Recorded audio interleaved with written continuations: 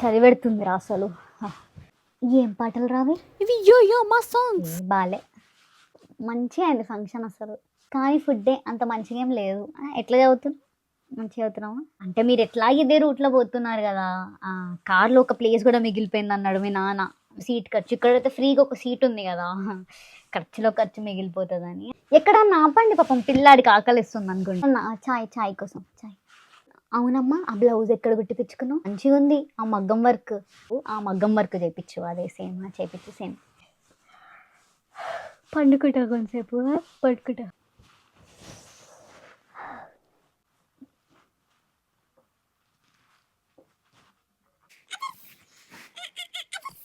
ఆ పాటలు ఏంది, మంచిగా దేవుడి భక్తి పాటలు వినొచ్చు కదా. దేవుడి పాటలు పెట్టు.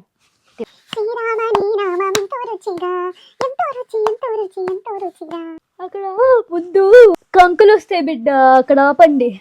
చాయ్ పడాలిరా, 4 అవుతుంది సాయంత్రం. ఏదైనా డాబా దగ్గర ఆపితే.